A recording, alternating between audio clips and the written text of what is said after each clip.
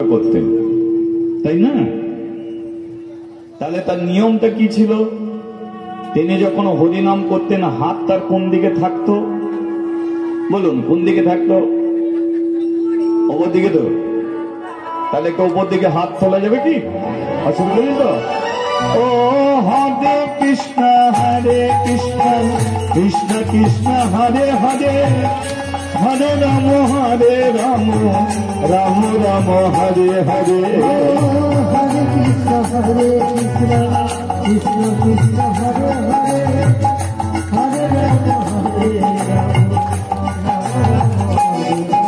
বল রাধা মাধব রাধা মাধব রাধা মাধব জয় রাধা মাধব, জয় রাধা মাধব রাধা মাধব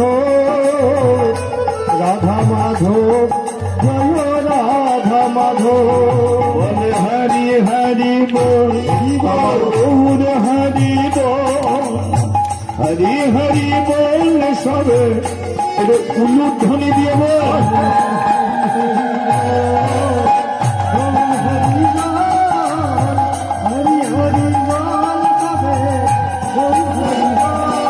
আমার গৌর হরি বল, হরি হরি বল, গৌর হরি বল, আমার গৌর হরি বল, হরি হরি বল। হ্যাঁ, বলিয়ে চৈতন্য মহাপ্রভু কি। এত কথা না, একটু শুনছেন, মন দিয়ে শুনুন। কশ্যপ তার দুই স্ত্রী দিতি অদিতি।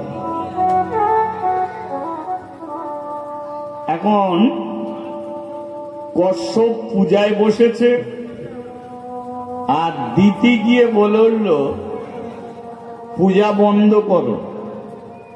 কেন? না, এই মুহূর্তে তোমাকে আমার সন্তান দিতে হবে। ওঠো, ঠাকুরের ঘর থেকে ওঠো, বিছানায় চলো, আমাকে সন্তান দান করো, আমি ঋতুমতী।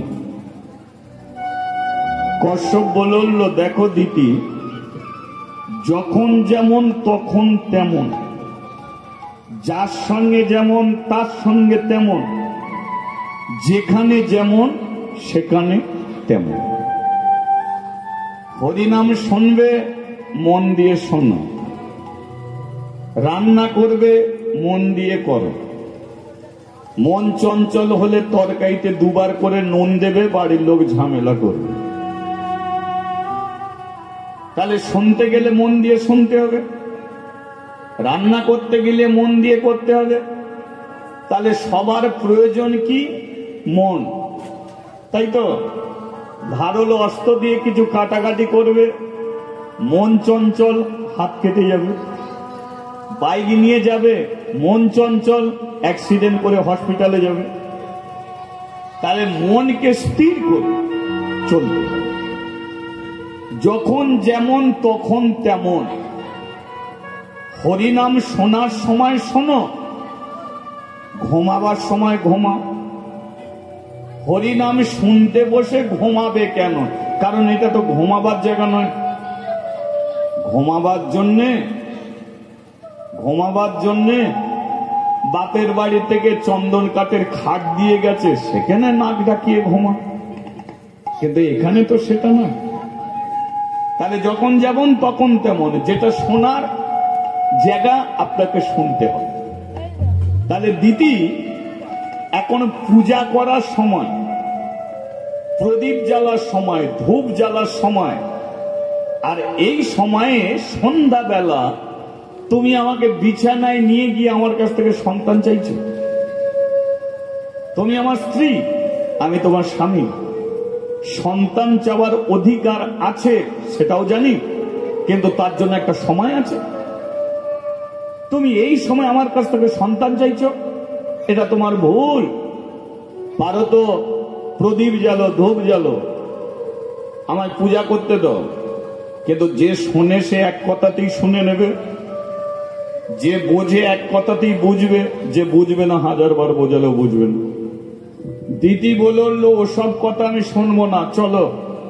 টানতে টানতে স্বামীকে নিয়ে এলো। কশ্যপ বলল তোমার সঙ্গে আমি মিলন করব ঠিকই, কিন্তু তুমি যে আচরণ আমার সঙ্গে করলে, তোমার গর্ভে যে সন্তান জন্ম নেবে তারা কোনোদিন কৃষ্ণ ভক্ত হবে না, হরি ভক্ত হবে না। তাদের আচরণ হবে দৈত্যদের মতো। তারা কোনোদিন সাধুগুরু মানবে না, তারা কোনোদিন ভগবান শ্রীকৃষ্ণকে মেনে নিতে পারবে। মা ভালো ছেলে ভালো, মা খারাপ ছেলে খারাপ, এটা আমার কথা নয়। পাপিষ্ঠ কংস, কৃষ্ণর মামা, নাম কি? কংস। যে মামা হয়ে বারবার কৃষ্ণকে মারতে চেয়েছিল, তাহলে যে ভগবানকে মারতে চায় তাহলে সে মানুষটা ভালো বলে মনে হয়? কোনোদিন ভালো নয়। কিন্তু কংস খারাপ কেন? কারণ কংসের মা ভালো ছিল না। কংসের মায়ের নাম ছিল শুভ্রা, বাবার নাম ছিল উগ্রসেন। কিন্তু শুভ্রা আর উগ্রসেনের মিলনের ফলে কংসর জন্ম হয়নি। কংস ওই শুভ্রার সঙ্গে এক দৈত্যর অবৈধ সম্পর্ক ছিল, আর সেই অবৈধ সম্পর্কের ফলে শুভ্রার গর্ভে সন্তান এসেছিল। এবার যে স্ত্রী স্বামী থাকাকালীন পরপুরুষের সঙ্গ করে, আর পরপুরুষের সঙ্গের ফলে তার যদি গর্ভে সন্তান আসে, সে ছেলে কোনোদিন ভালো হয় না, হয় কি? তাই মা ভালো ছেলে ভালো, মা খারাপ ছেলে খারাপ। এবার বলুন হিরণ্যকশিপুর স্ত্রীর নাম ছিল কে? কয়াদু। কয়াদুর গর্ভে জন্ম নিয়েছিল কে? কৃষ্ণ ভক্ত প্রহ্লাদ। কারণ কয়াদু ভালো তাই পেটের ছেলেটা ভালো, শুভ্রা খারাপ তাই পেটের ছেলেটা খারাপ। তাই দিদি তুমি ভালো নয়, তাই তোমার পেটের ছেলে কোনোদিন ভালো হবে না। তাই দিদির গর্ভে যত ছেলে জন্ম নিল হলো তারা দৈত্য। প্রথম ছেলে হলো হিরণ্যকশিপুর, তারপরে তালসুর, বেত্তাসুর, মহিষাসুর, এসব দিতির ছেলে দৈত্য। এই যে সমাজের বুকে দৈত্য এলো কোথা থেকে? দিতি থেকে এলো দৈত্য। তাহলে দৈত্য আছে, দানব আছে, আবার দেবতাও আছে। তাহলে দেবতাদের মাকে, সমগ্র দেবতাদের মা হলো আদিতি। দিতি হলো দৈত্যদের মা, আর আদিতি হলো দেবতাদের মা। আদিতিকে কশ্যপের আরো একটা স্ত্রী, তাই তো? কশ্যপ বলল আদিতি তুমি নিষ্ঠাবান, তুমি হরি ভক্ত, তুমি কৃষ্ণ ভক্ত, তাই তোমার গর্ভে যে সন্তান জন্ম নেবে তারা হবে দেবতা, তারা পরম হরি ভক্ত হবে, তারা পরম কৃষ্ণ ভক্ত হবে। হরি বল, হরি বল। কিন্তু বলুন তো, একদিকে দৈত্য একদিকে দেবতা, একই সঙ্গে কোনোদিন থাকতে পারবে কি? সেই জন্য বলে সাধু সঙ্গ, সাধু সঙ্গ সর্বশাস্ত্রে কয় সাধু সঙ্গ লহ মাত্রই কৃষ্ণ ভক্তির উদয়।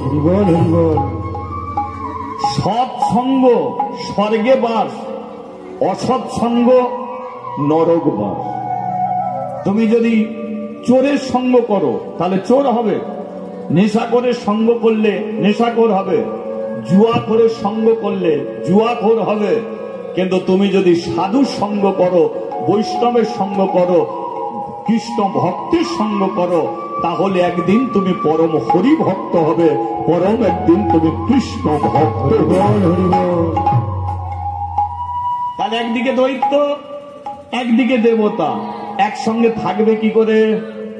তাই কশ্যপ বলল শোনো, দেবতাদের বলে উঠল, তোমরা একসঙ্গে থাকতে পারবে না, তাই তোমাদের একটা জায়গা করে দিলাম, আর সেই জায়গাটার নাম হলো স্বর্গ। তোমাদের স্থান হবে স্বর্গের লোকে। তাই দেবতারা কোথা থাকে? স্বর্গে। আর দ্বৈত কোথা রইল? মর্তে।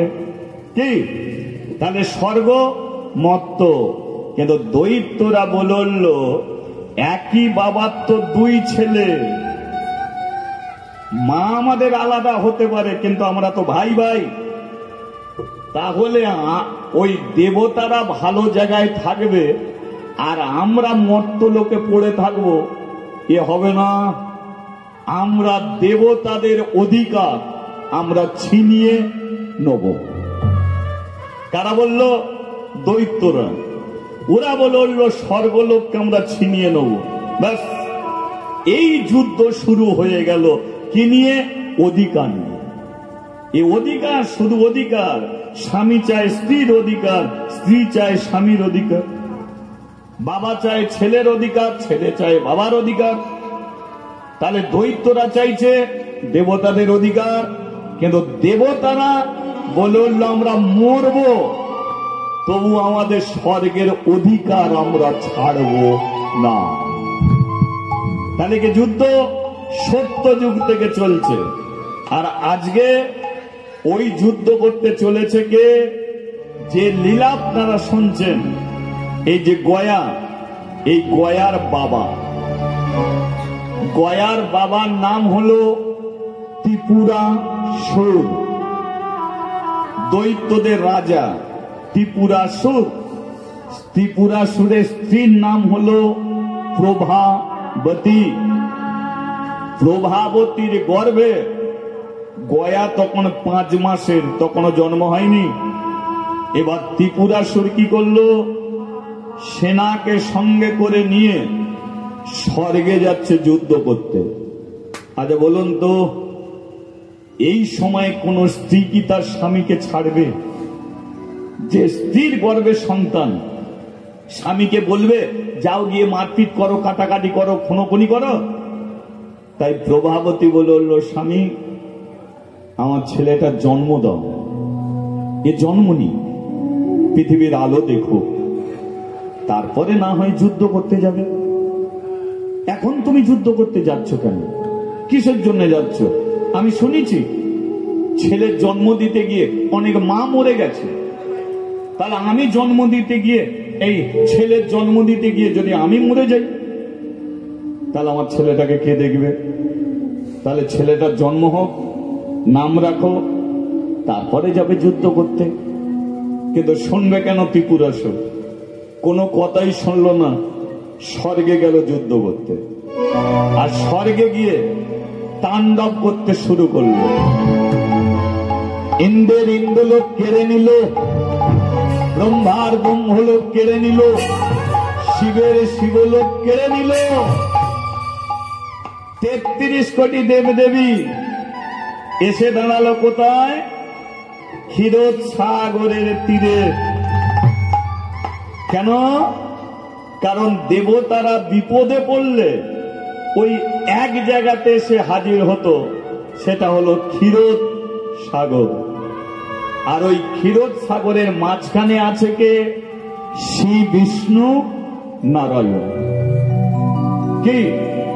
অনন্ত নাগের ওপরে শয়নে থাকে চতুর্ভুজ নারায়ণ, আর মা লক্ষ্মী চরণ সেবা করে যায়। এই ছবি আপনারা দেখেছেন তো? হ্যাঁ, তাহলে দেবতার দল গিয়ে দাঁড়িয়েছে ক্ষীরোদ সাগরের তীরে, ডাকতে শুরু করেছে কাকে? বিপদ ভঞ্জন মধু। প্রভু বিপদ ভঞ্জন সংকট মোচন মনিরম রঞ্জন মুরারি। জাগো জাগো জাগো গিরিধারী।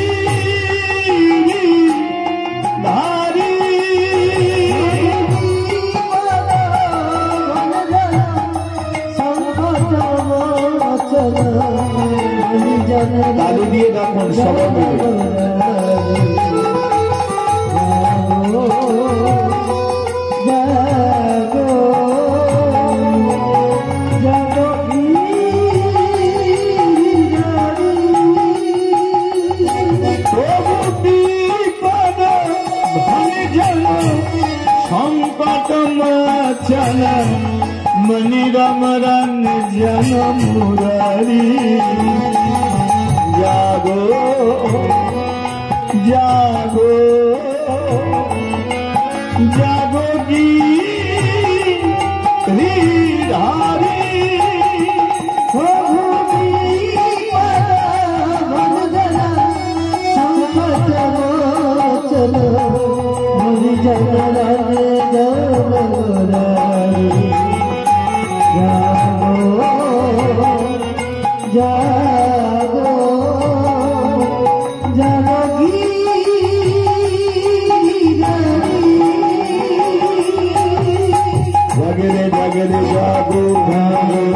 জাগরে জাগরে জাগো জাগরে জাগরে জাগো জাগরে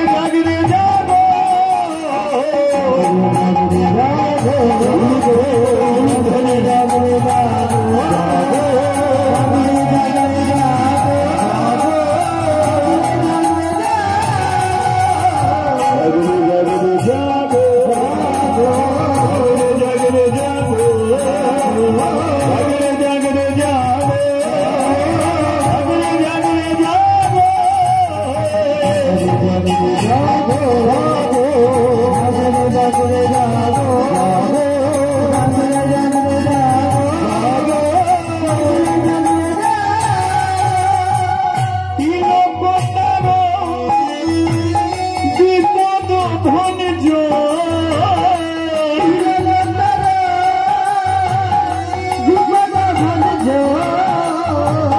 তুমি যে দেব নারায়ণ ও তুমি যে দেব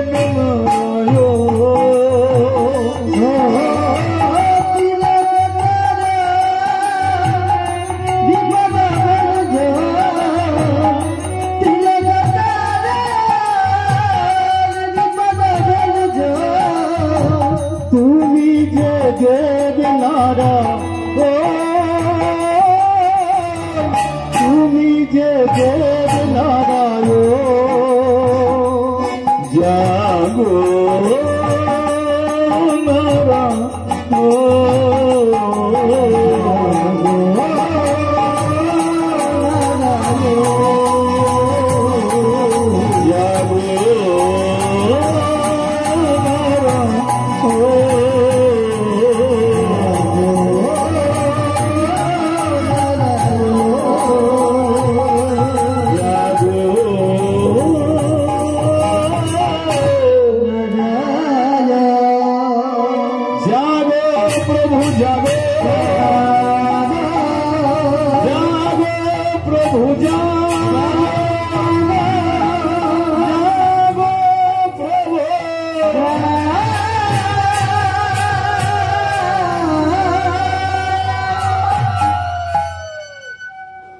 বলি একবার শ্রী বিষ্ণু নারায়ণে কি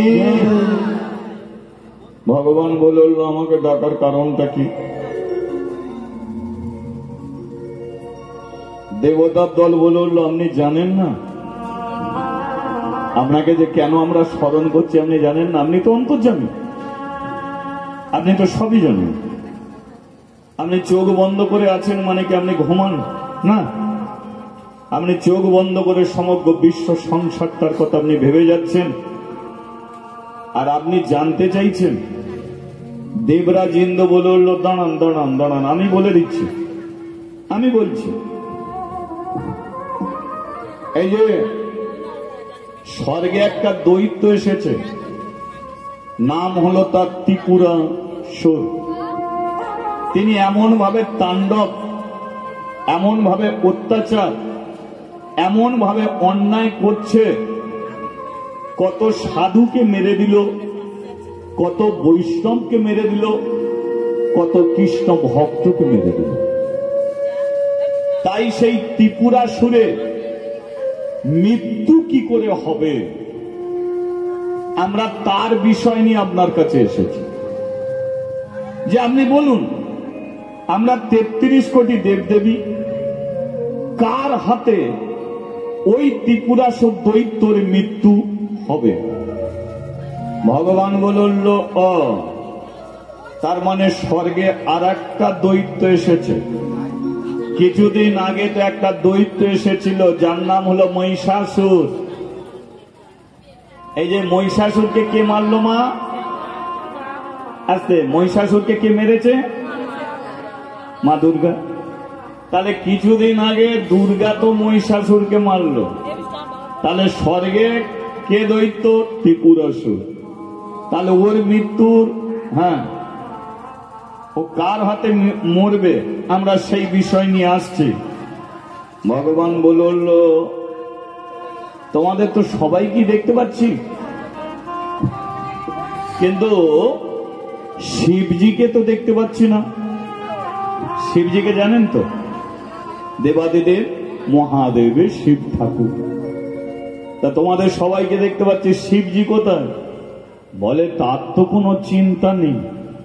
চিন্তা নেই মানে? বলে হ্যাঁ, আসছিলাম একটা গাছের নিচে বসে তার স্ত্রীকে নিয়ে কি নাক ডাকানা ডাকিয়ে ঘুমাচ্ছে। বলে যে ঘুমাচ্ছে ওকে ডেকে নিয়ে এসো। দেবতার দল এবারে শিবের কাছে গেছে। শিবজিকে বলল, কি রে, তোর কি কোনো জ্ঞান গম্য নাই? আমরা বিপদে পড়ে ছটফট করছি আর তুই এখানে নাক ডাকিয়ে ঘুমাচ্ছিস? শিব বলল, দেখ ভাই, যার অনেক কিছু থাকে চিন্তা তার থাকে, যার নেই কিছু চিন্তা নেই কিছু। তোদের অনেক কিছু আছে তাই তোদের চিন্তা আছে, আমার নেই, চিন্তা নেই। আমার ঘর নেই, দৌড় নেই, বাড়ি নেই, গাড়ি নেই, চাল চুলো কিছু আছে? আমার সংসারের তেলের পর্যন্ত খরচা নেই, মাথায় জ্বর নিয়ে বসে আছি। শ্যাম্পু সাবানের দরকার নেই, ছাই মেখে আমি বসে আছি। তাহলে যার সংসারের তেলের পর্যন্ত খরচা নেই, তো তার আবার চিন্তা কিসে? তাই আমিও শান্তিতে ঘুমাতে পারি। হ্যাঁ হ্যাঁ, ঠিক আছে, শ্রী বিষ্ণু নারায়ণ তোমাকে ডেকেছে। যেই বলেছে নারায়ণ ডেকেছে, সঙ্গে সঙ্গে শিব বলল, দুর্গা, আমাকে যে ডেকেছে, তোমার যে ঘুম ভাঙিয়ে নিয়ে তার কাছে যাব সে সময়টুকু আমার নেই। ঘুম যদি ভাঙে তাহলে আমার খোঁজ খবর করে এসো, কারণ ঘুম ভাঙিয়ে নিয়ে যেতে পারবো না। তার কারণ কি জানো? কারণ প্রধানমন্ত্রী রাষ্ট্রপতি আমাকে ডাকেছে সঙ্গে শ্রী বিষ্ণু নারায়ণ। জীবনে কোনো দিন যদি ভগবান আপনাকে ডাকে, সেদিনকে আয়নার সম্মুখে দাঁড়িয়ে সুন্দর করে সাজতে যেও না। যেভাবে আছো সেইভাবেই চলে যাও, তবেই তুমি ভগবানের দেখা পাবে। নদীতে বান ডাকে, বানটা ডেকেছে, বান যদি দেখার ইচ্ছা হয় তাহলে যে সময় বান আসবে সেই সময়তেই ছুটে যাও। নালে বান এসেছে, তুমি যদি সুন্দর করে সাজতে চাও, ও বান তোমার অপেক্ষায় থাকবে না, ও ঠিক চলে যাবে। তাই ভগবান তোমাকে যখনই ডাকবে তখনই ভগবানের কাছে ছুটে যাবে। পেছনে কারো দিকে তাকিয়ে দেখো না, কারণ পেছনে যারা আছে এরা তোমার অতীত। স্ত্রী, ছেলে, মেয়ে, আত্মীয় স্বজন তোমার কেউ নয়। এসেছো একা, যেতে হবে একা, সঙ্গে তোমার কেউ যাবে না। কি হবে টাকা, কি হবে পয়সা, কি হবে সোনা দানা, শেষের দিনে পরিয়ে দেবে একটি ছেঁড়া কেনা।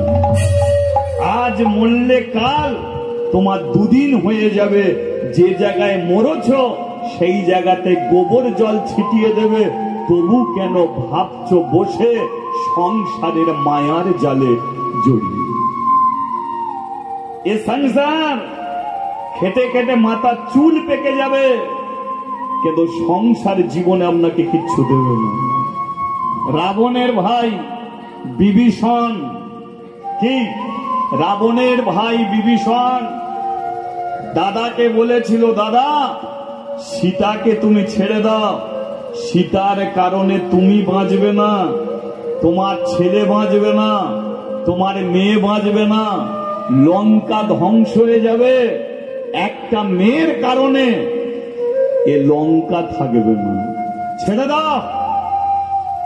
রাবণ বলেছিল, ও তুই আমার ভাই হয়ে তুই আমার সর্বনাশ করতে চাইছিস, আমি সীতাকে ধরে এনেছি, সহ্য হচ্ছে না। বিভীষণ বলেছিল, দাদা আমি তোমার মঙ্গলের কথা ভেবে বলছি, তোমার ভালোর কথা ভেবে বলছি, যদি আমার কথা শোনো তাহলে সীতাকে ছেড়ে দাও, আর যদি না শোনো তাহলে তুমি আমাকে ছেড়ে দাও, আমি তোমার ভয়, আমাকে ছেড়ে দাও। রাবণ বলল, তোকে ছেড়ে দেবো, তবু সীতাকে ছাড়বো না। বিভীষণ বলল, আমাকে যে তুমি ছেড়ে দিচ্ছ, আমাকে কিছু জায়গা দাও, বউ ছেলে নিয়ে তো থাকবো, একটু জায়গা জমি কিছু দাও। রাবণ বলল, তাহলে বস, জায়গা জমি নিবি। বিভীষণ বসেছিল, আর রাবণ বিভীষণের বুকে লাথি মেরেছিল। বসলো, রাবণ বিভীষণের বুকে লাথি মারলো, আর বিভীষণ বলল, দাদা তুমি শুধু আমাকে লাথি মারলে না, জগতে সমস্ত সংসারের মানুষকে তুমি লাথি মারলে। বিভীষণ বলল, শুনে রাখ, আজকে আমি সংসারের মঙ্গলের কথা ভাবলাম, বিনিময়ে দাদার লাথি পেলাম, তদ্দব তোরাও সংসারে সারা জীবন ভেবে যাবি, তোরাও কেউ ছেলের হাতে লাথি পাবি, কেউ মেয়ের হাতে লাথি পাবি, কেউ সমাজের হাতে তোরা লাথি গড়াগড়ি। তাই জীবনে ভাববে তো ভগবানের কথা ভাবো, আর সময় যদি আসে দেরি করো না, চলতে শুরু করো। বলিয়ে শ্রী বিষ্ণু নারায়ণ কি, আর একবার বলা যাবে কি, বলিয়ে শ্রী বিষ্ণু নারায়ণ কি। হ্যাঁ, আমাকে ডাকার কারণটা কি, কাকে বলছে? নারায়ণকে বলল, আমাকে ডাকার কারণটা কি? শ্রী বিষ্ণু নারায়ণ বলল, সোনা শঙ্কর ভগবান। ভগবান একটা নয়, ভগবান দুটো। আমরা যেমন কৃষ্ণকে ভগবান বলি, তেমন শিবজিকেও আমরা ভগবান বলি। যেমন কৃষ্ণ ভগবান, তেমন শিবজি ভগবান। যেই হর সেই হরি, এরা দুজনে একই আত্মা। যেই হর সেই হরি, সেই জন্য শাস্ত্রীয় অনুযায়ী দুটো ভগবান, এক কৃষ্ণ ভগবান আর এক হলো শঙ্কর ভগবান। তাই তো? রাধে রাধে। আসতে এবার লক্ষ্য করে দেখুন। তাই নারায়ণ বলল, শোনো শিবজি, স্বর্গে একটা দৈত্য এসেছে, ত্রিপুরাসুর, তোমাকে পাঠালাম, তোমারই হাতে ওর মৃত্যু। শিবজি বলল, যে ইন্দ্রের ইন্দ্রলোক কেড়ে নিয়েছে, যে ব্রহ্মর ব্রহ্মলোক কেড়ে নিয়েছে, যে স্বর্গ রাজ্যকে ভিখারি করে দিয়েছে, যে ত্রিপুরাসুর একা সমস্ত দেবদেবীকে আপনার কাছে পৌঁছে দিয়েছে, তাহলে সেই ত্রিপুরাসুরকে আমি মারবো কি করে? আমি কি করে মারবো? ভগবান বলল, তোমাকে মারতে হবে না, তুমি শুধু উপলক্ষ, তুমি যাবে তার কাছে, মৃত্যু তো আমি তাকে দেব। তার মানে বলে, হ্যাঁ, অর্জুনের রথের সারথি ছিল কে? কে ছিল? কৃষ্ণ। এবার বলুন তো, অর্জুনকে অনেক তীর ছাড়তে দেখেছ, তাহলে অর্জুন কি মেরেছে? মেরেছে কে? কৃষ্ণ। চোখের সামনে দেখলাম অর্জুন মারছে, এই তীর ছাড়ছে, এই বাণ ছাড়ছে, কিন্তু অর্জুনের তীর ছুটে যাবার আগেই কৃষ্ণ সুদর্শন চক্র দিয়ে তার গলা কেটে দিয়েছে। সমাজের বুকে দেখা গেল কি, অর্জুন মারল, কিন্তু না, কৃষ্ণ আগেই সবাইকে মেরে রেখেছে। তাই শিবজি তুমি শুধু উপলক্ষ মাত্র, যা করতে হয় আমি করব। তবে একটা কথা বলি শোনো, যাচ্ছ বটে ত্রিপুরাসুরের কাছে, হরিনাম করতে করতে যাব। এই যে কথাটা কি, হরিনাম করতে করতে যাবে, এটাও আপনাদের ঘরে বলে দিচ্ছে। হরিনাম আপনারা শুনলেন, এই শুনে বাড়িতে যাবেন, কিন্তু পরচর্চা পরনিন্দা করতে করতে যাবেন না মা। যেটা শুনলেন এটাকে মনে করে করে যান, বিছানায় বালিশে মাথা দেবে। যেটা শুনলেন আপনি চিন্তা করবেন, 3 ঘন্টা শুনবেন। যদি 3 মিনিটও যদি আপনার ভালো লাগে, দেখবেন আবার হরিবাসরে আসার ইচ্ছা হবে, তুলসী কাঠের মালা পরার ইচ্ছা হবে, গুরুদেবের চরণে শরণ নেবার ইচ্ছা হবে, আবার 2 হাত তুলে বলতে ইচ্ছা হবে, নিতাই গৌরে প্রেমানন্দে হরিবল হরিবল। তাই জীবনে যেটা শুনবেন সেটাকে মনে করবেন, পরচর্চা পরনিন্দা করবেন না।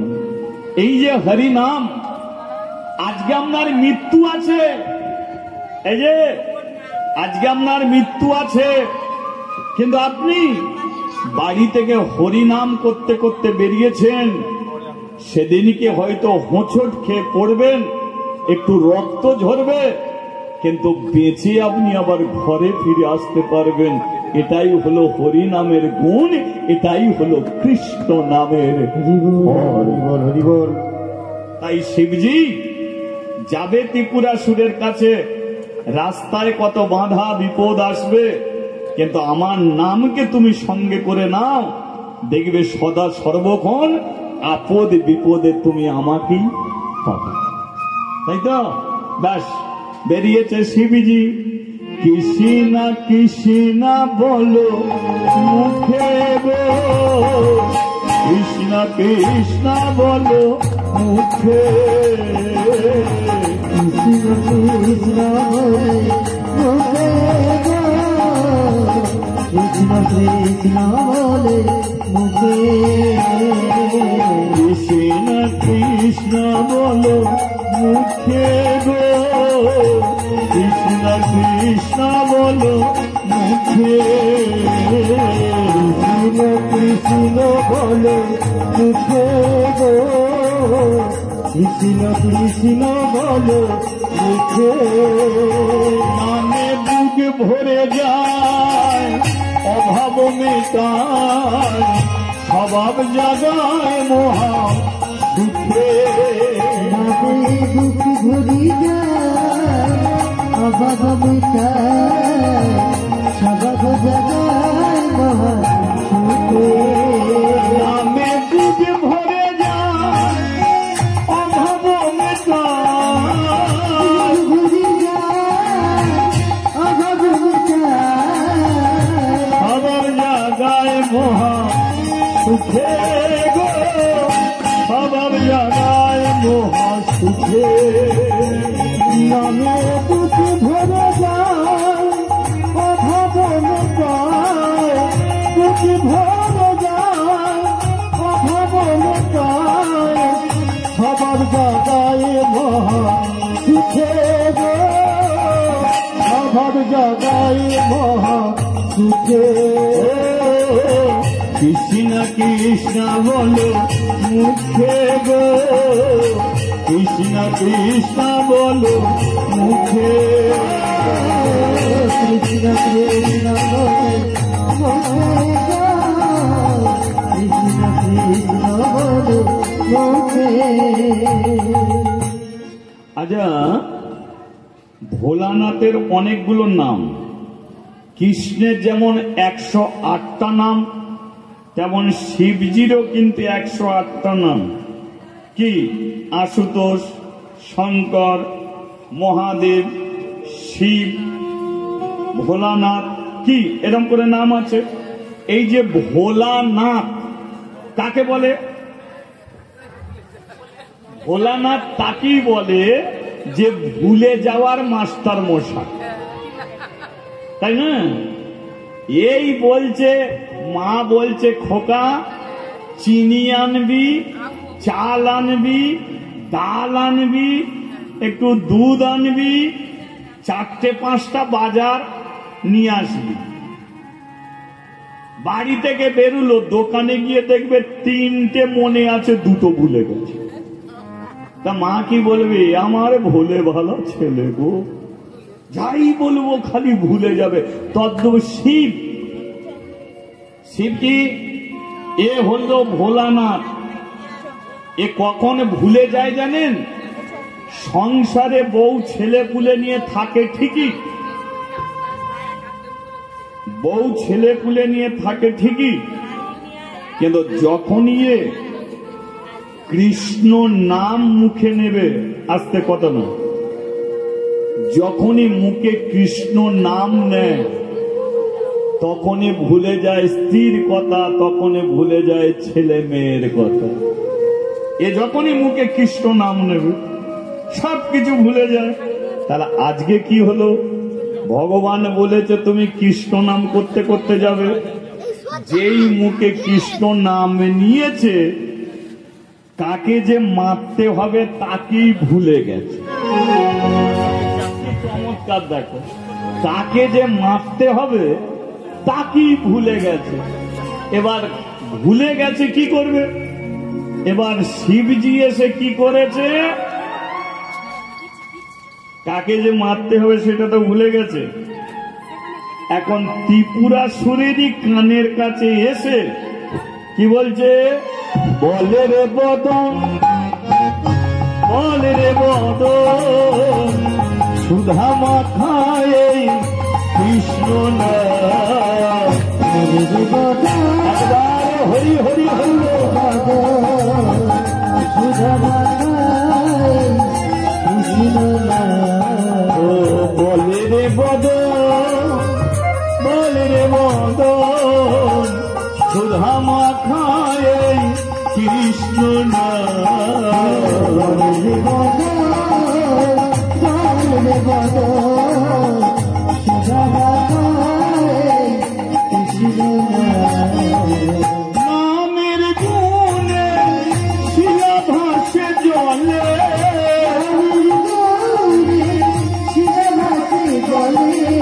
নামের গুণে শিলা ভাসে জলে,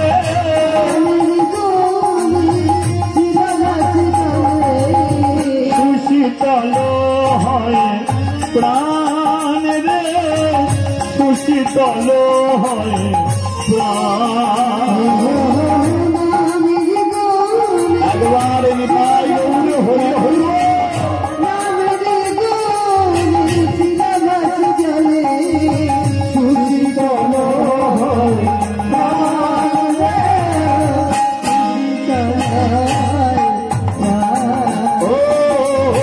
বলে রে বদন, বলে রে বদন, সুধা মাথায় কৃষ্ণ নাম। বলে রে বদন, বলে রে বদন, সুধা মাথায় কৃষ্ণ নাম। আচ্ছা, হরিনাম যেখানে সেখানে করা যাবে কি? হরিনাম তাদের কাছেই করা যায় যারা হরিনাম শুনতে চায়, তাদের কাছেই তো হরিনাম করা যায়। আপনারা ঝড় বৃষ্টি এত কিছু হলো, তবু তো বৃষ্টি থেমেছিল, বাড়ি যেতে পারতেন, গেলেন না কেন? হরিনাম শোনার ইচ্ছা আছে বলেই তো গেলেন না, তাই তো? আর আমিও কি বলবো, এই পরিস্থিতির মধ্যে আমি কোথাও কীর্তন করি না, কারণ এই পরিস্থিতি যদি 5 মিনিট আগে যদি জানতাম, আমি যদি বাসায় থাকতাম, তাহলে ওখান থেকে আমি আর এই স্টেজে আসতাম না। কারণ চলে আমি এসেছি, করার আমার আর কিছু নেই। আমি মনে মনে ভাবছিলাম যে দূর, এরাও কেন আর ঘর যাচ্ছে না, দাঁড়িয়ে আছে। আমি ভাবছিলাম যে এরাও যদি বাড়ি চলে যায়, আমিও তাড়াতাড়ি বাড়ি চলে যাই। কারণ আমার কীর্তনটা শুরু করেছি মাঘ মাস থেকে, মাঘ ফাল্গুন চৈত্র বৈশাখ চিন্তা করে দেখুন, প্রতিদিন একই রাত্রি জেগে চলেছি। আজকে বড় ইচ্ছা ছিল জায়গা বৃষ্টি হচ্ছে বাড়ি যাই, বাড়ি গিয়ে একটু রেস্ট নেব, কিন্তু দেখলাম আপনাদের মুখের দিকে তাকিয়ে, তাহলে আপনারা আছেন, তাহলে আমার ইচ্ছা হলো ওরা যখন আছে আমি কিছুক্ষণ হরিকথা কৃষ্ণ কথা শোনাবো। আর তাছাড়া গত বছরও এই অবস্থা, কি আমি এসেছিলাম বৃষ্টি হলো, আবার এবছর এসেছি বৃষ্টি হলো, তৃতীয় বছর আপনারাই বলবেন বলে ওই খাঁড়াকে আর ভিটেই তুলিস, ওই এলি বৃষ্টি হবে, ওকে আর তুলিনিস, অন্য কাউকে নিয়ে। তাই তো? তা যাই হোক, এখন আর এটা তো প্রমাণ হলো, যাই হোক বৃষ্টি থেমে যাওয়ার পরেও তো কীর্তনটা করে গেছি, এটাই যথেষ্ট। তাহলে এতে কি বোঝা যায়? যে শুনতে চায় তাকে শোনানো যায়, যে চায় না তাকে শোনানো যায় না, যায় কি? এবার এক একটা স্তরের মানুষ আছে, দেখবেন কেউ সকালবেলা রাস্তায় বেরিয়েছে, সে মানুষগুলো হ্যালো বলে না, হ্যালো কেমন আছো বলে না, তারা কি বলে? জয়নিতাই কেমন আছেন? প্রথম কথা কি? জয়নিতাই কেমন আছেন? হরিবোল ভালো আছেন তো? রাধে রাধে কেমন চলছে? হরিবোল কীর্তন শুনতে গিয়েছিলেন? তার মানে কি ওদের হ্যালো নয়? তাহলে প্রথম কথা কি? জয়নিতাই, জয় রাধে, জয় কৃষ্ণ। সেই জন্য একটা ভাগবতের ছেলে, একটা 4 বছরের ছেলে, ওই ইউটিভিতে দেখেছিলাম, সেই ছেলেটা বলছে হায় হ্যালো ছাড়ো, হরে কৃষ্ণ বলো। তাই তো? তাহলে যে নিতাইয়ের দলের লোক হবে তার কাছে জয় নিতাই বললে সেও বলবে জয় নিতাই, তাই তো? নিতাইয়ের দলের লোক তার কাছে জয় নিতাই বললে সেও বলবে জয় নিতাই। এবার তুমি নিতাইয়ের দলের লোক, সে মদ খাবার লোক, তুমি গিয়ে বললে জয় নিতাই, সে বলবে যেমন যাচ্ছিস জানা ভাই, কি সে কি জয় নিতাই বলবে? এই আপনারা হরিনাম শোনার লোক, তাই তো? আপনারা হরিনাম শুনতে চান, কৃষ্ণ নাম শুনতে চান। এবার আপনাদের কাছে বলুন তো, আমি যদি এখন ছিচি ননি গান করি ভাল লাগবে কি? লাগবে কি? ও ছিচি ননি শোনার মতো ছিচি আছে, তারা শুনে। তাহলে যে যেমন শোনে তার কাছে তেমন কইতে হবে। এবার কেন এতগুলো কথা বললাম? কারণ শিবজি কৃষ্ণ ভক্ত, কিন্তু ত্রিপুরা সত্য কৃষ্ণকে মারতে এসেছে। কি সে তো ভগবানকে মারতে এসেছে। এবার তার কাছে গিয়ে যদি বলে কৃষ্ণ নাম কর, ত্রিপুরা সরকি এটা মেনে নেবে? ধন্যবাদ ধন্যবাদ। শিবজি থেমে গেছে। ত্রিপুরাসুর বলল, কে তুই? আমি ভোলানাথ। এখানে কেন? বলে দাঁড়াও একটু মনে করি, ভগবান আমাকে হরিনাম করতে বললো, সব ভুলে বসে আছি, একটু মনে করতে দাও। হ্যাঁ মনে পড়েছে, স্বর্গে একটা দৈত্য এসেছে, নাম হলো তার ত্রিপুরাসুর। ভগবান শ্রী বিষ্ণু নারায়ণ তাকে মারার জন্য আমাকে পাঠিয়েছে। বলে ওরে গাধা, আমি তো ত্রিপুরাসুর। বলে ও, তাহলে তোমাকে মারার জন্য পাঠিয়েছে। ত্রিপুরাসুর বলে তাহলে তুই আমাকে মার। শিবজি বলে না ভাই, তুই আগে আমাকে মার, আমি তিলক জয়ী ত্রিপুরাসুর, তুই আমাকে মার। শিব বলে না ভাই, তুই আমাকে মার। কেন বলুন তো? কারণ শিব তো জানে ভগবান বলে দিয়েছে তুমি শুধু যাবে, মারার দায়িত্ব তো আমার। তাই শিব বলল আমি কেন মারবো? শুধু আমার শরীর থেকে যদি 1 ফোঁটা রক্ত বার করিস, তাহলে আমার ভেতরে যে বসে আছে তোর গলাটা কেটেই ফেলে দেবে। কারণ আমি মারপিট করতে আসিনি, আমি উপলক্ষ, মারবে তো ভগবান। এই যে লক্ষ্য করুন, ভোলানাথ বলছে মারবে তো ভগবান, আমি কেন মারবো? ত্রিপুরাসুর বলে কিনা, আচ্ছা সবাইকে দেখেছি তোদের ভগবানকে দেখিনি, তাহলে আমি যদি তোকে মারি তাহলে তোর ভগবান আসবে? শিব বলল, ভগবান সব সহ্য করবে, কিন্তু কোন ভক্তের আঘাত দিলে ভগবান থাকবে না। তুই আমাকে যখনই মারবি ভগবানকে তবে দেখতে পাবি। ত্রিপুরাসুর বলে, তাহলে তোকেই আগে মারবো, কারণ তোকে মারলে যদি ভগবানকে দেখতে পাই তাহলে আগে তোকে মারবো। শিব বলে উঠলো, তাহলে মারো। বলে, তুই একটু দূরে যা। কি গালে তো চড় মারবো না, তো একটু দূরে দা, তীর ছাড়বো, মরবি, দেখবো ভগবান কেমন আসে।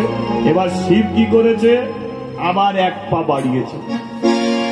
কি ভগবান কি বলেছে, পা বাড়ালি হরিনাম করবি, আবার এক পা বাড়িয়েছে।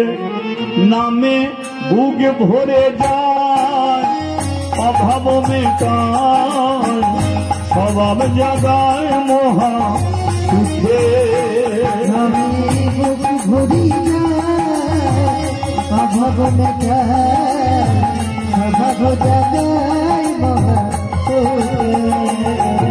নামে বুক ভরে যায়, অভাব মেটায়, বুক ভরি যায়, অভাব মেটায়, স্বভাব জাগায় মহা সুখে, স্বভাব জাগায় মহা সুখে।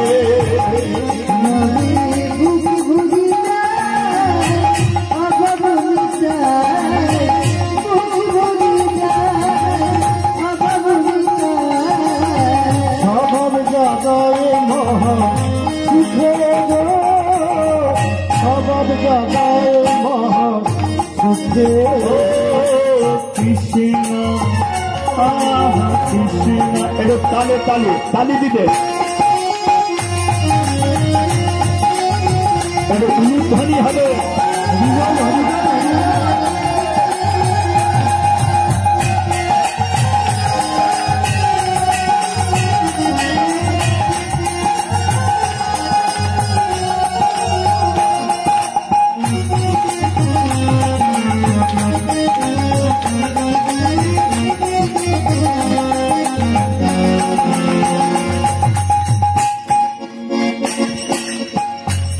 আছে এদিকে ত্রিপুরাসুর একটা বান ছেড়েছে,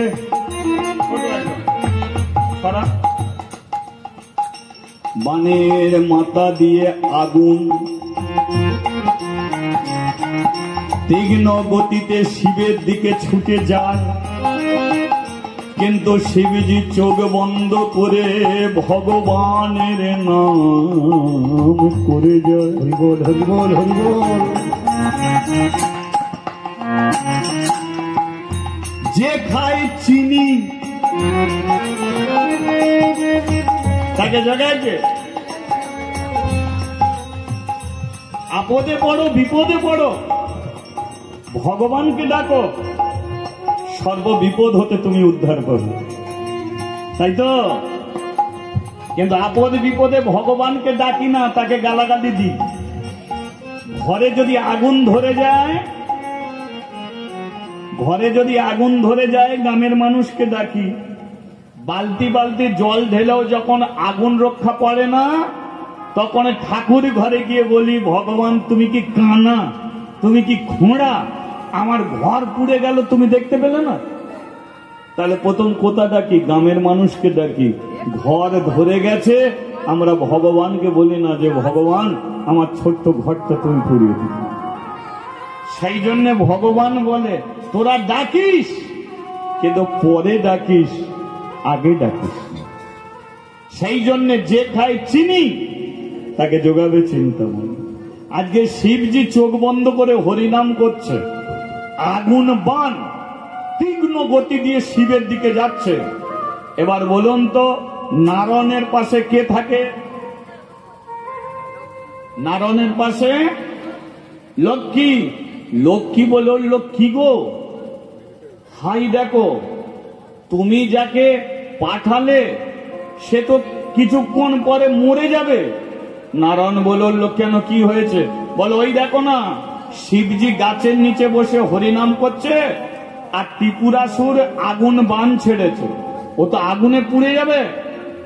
নারায়ণ বলল পুড়তেও দেব না, শিবজিকে মরতেও দেব না। বলে বাঁচাবে কি করে? ভগবানের হাতে কি আছে মা? ভগবানের হাতে একটা, যেটা কি একটা বনবন বনবন করে ঘোরে গো, চরকি চরকি কালী পুজোর চোর কি, ওটাকে কি বলে? চক্র, সুদর্শন চক্র। নারায়ণ কি করেছে? চক্রটাকে ছেড়ে দিয়েছে। এবার চক্রটাকে ঘুরতে ঘুরতে ঘুরতে ঘুরতে শিবের বক্ষের কাছে বনবন করে ঘুরছে। লক্ষ্য করুন, শিবের বক্ষের কাছে চক্র বনবন করে ঘুরছে। এবার ভগবানের সর্বশক্তি ওই সুদর্শন চক্র, যে আগুনে পুড়বে না, জলে ডুববে না, পচবেও না, ভাঙবেও না, মচকাবেও না, সেই চক্র। এবার আগুন বান কি করেছে? শিবকে আঘাত করতে না পেরে চক্রে গিয়ে ধাক্কা লেগেছে। এবার যেই চক্রে ধাক্কা লেগেছে, চক্র তো আর পোড়াতে পারছে না, তাহলে ধাক্কা লাগলে কি হবে? সেটা যদি ভাঙা না যায়, সেটা যদি পোড়ানো না যায়, তাহলে সেটা তো ব্যাক করে ফিরবে, ফিরবে না। একটা প্লাস্টিক বল, ধরুন একটা প্লাস্টিক বল আপনি দেয়ালে ফিকে দিলেন, তাহলে দেয়াল যদি না ভাঙে, তাহলে বলটা ঘুরে কোন দিকে আসবে? বলো কোন দিকে আসবে? যে ঠিক আছে তার দিকে আসবে। তাহলে চক্র ঘুরছে, আগুন বান গিয়ে চক্রে ধাক্কা লেগেছে, আর ধাক্কা যেই লেগেছে ঘুরে আবার ত্রিপুরাসুরের দিকে আসছে। আগুন ঘুরে ত্রিপুরাসুরের দিকে আসছে। ত্রিপুরাসুর বলে কিসে ধাক্কা লাগলো? ও শিবের কি গায়ে গন্ডারের চামড়া, না পাথর, না লোহা? ও ধাক্কা লেগে এদিকে ফিরছে কেন? এবার আগুন বানে ত্রিপুরাসুর নিজেই ছটপট করছে বাঁচার জন্য। তার মানে নিজের বানে নিজে ছুটছে, আর শিব চোখ বন্ধ করে হরিনাম করছে। তাহলে বলো শিবকে বাঁচালো কে? বাঁচালো চক্র, চক্রটাকার ভগবানের। তাহলে ভগবানই তাকে বাঁচালো তো, তাই তো? সেই জন্য পৃথিবীতে অনেক বন্ধু আছে, কিন্তু ভগবানের মতো বন্ধু তুমি পাবে। হরি দিন বন্ধু, জগতের বন্ধু, ধ্বনি করো,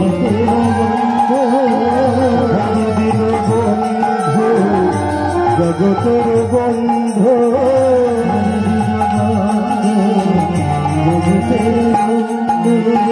জীবের করুণা মেলে লোকে,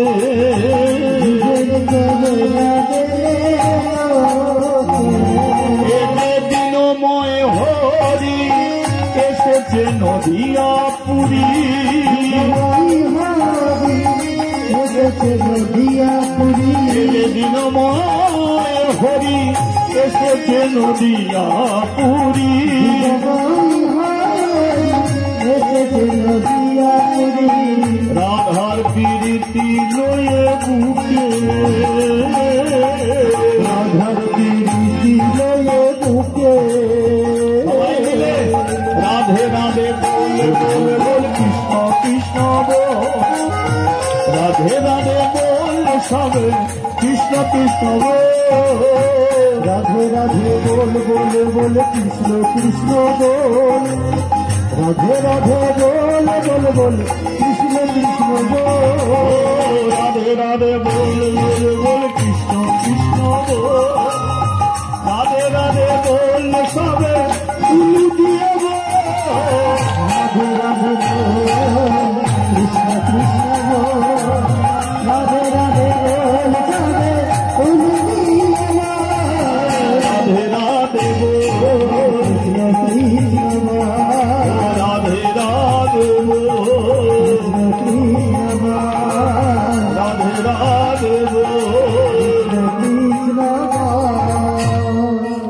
বলিয়ে রাধা রানী কি, শ্যাম সুন্দর কি। বাড়ি যাবে কি? হ্যাঁ?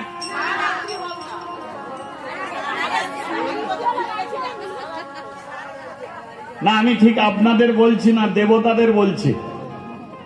দেবতারা তো জলের ধারে দাঁড়িয়ে আছে বেশ কিছুদিন ধরে।